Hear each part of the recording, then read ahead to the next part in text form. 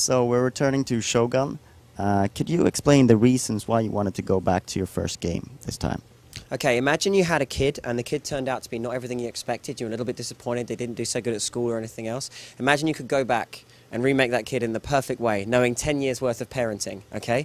That's exactly what we're doing with Shogun 2. That sounds really scary. Yeah. So imagine you've got like, we started out trying to make a game. 10 years ago, we had an extremely different technical environment and an extremely different gameplay environment. We made an amazing game which allowed us to have 10 years worth of different games in that same genre, okay? But we never had the chance to go back and do the one that we started with the way we wanted it to be. And that's what this is about. It's about getting the game that we wanted to make the first time around. It's been 10 years since the first Shogun, so it's a real chance for us to do the game we absolutely wanted to make first time. Is it a benefit because it feels like a more narrow focus to have a Japanese game like this, Shogun?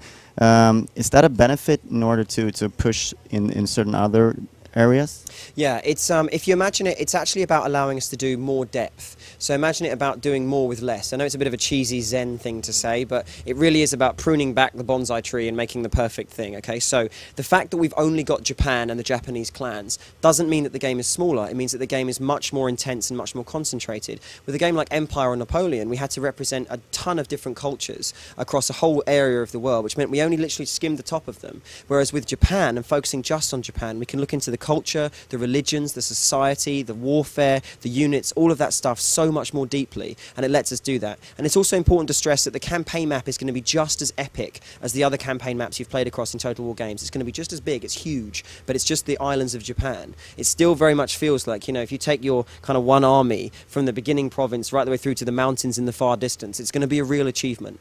So the focus allows us to do a lot more with what we've got, and it also allows it to feel still just as big as a Total War game.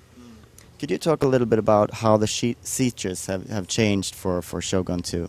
Some of the kind of the big headline stuff that's changed, of course, is number one, the visuals, which is the first thing everybody notices. We've got a huge number of advancements in the Warscape engine now, allowing us to use a deferred lighting system. We've got a lot more normal mapping in the battle maps, parallax mapping as well, a much higher polygon count. You've got up to 56,000 units as a theoretical maximum for the engine now. Again, we've not fully tested that, but it's a theoretical thing that the engine can do. On top of that now, of course, what we've been able to do is actually in the mechanics and in the gameplay, work out what's best and use just that, right? So we've done a lot of stuff with regards to ranged combat, with melee combat, especially when it comes to things like AI improvements and the like, and it's taking all that feedback and all that knowledge and turning it into, hopefully, cross fingers, the perfect game. So also the naval battles have changed a lot in Shogun 2 from what we've seen in Empire, Napoleon, because of how the Japanese basically had their boats. Yeah. How will a naval battle play out in Shogun 2?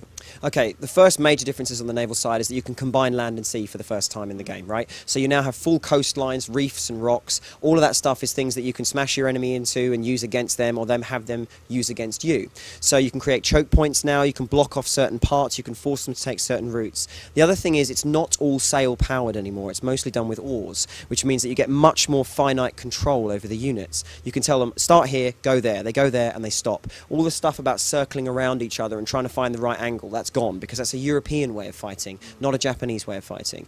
And it's trying to reflect that different stuff. You've got a variety of different kind of vessel types, which mean that the kind of warfare you fight is, you know, ranged ones with arrows. You've got guys who board and fight hand to hand. The Japanese designed their boats around a principle of a floating castle. So it was like, you know, kind of literally a raft with like a shed on top, which grew to being a raft with a castle on top and a castle with a fortress. And so you get this kind of very different style of warfare. So it's early days yet, but it plays very, very differently to the way it has done before. Would you say that the gameplay is more akin to land battles, and that someone who perhaps didn't like naval battles will now enjoy them more? Well, certainly, we certainly hope so. I mean, that's certainly something we're finding. You know, the guys that we've got in the studio who really enjoyed the naval battles the first time are liking these ones because they're different, and the guys who didn't play the naval battles so much before are like, oh, this feels much more like a land battle, you know? I've got a variety of units, I've got much more control. But like I say, the coastal stuff really adds into it, and you're going to see a lot more variety. I mean, there's more to say later because it's a bit early now, but you're going to see a lot more variety there, which is really cool. Thank you very much for your time. Thank you. Cheers.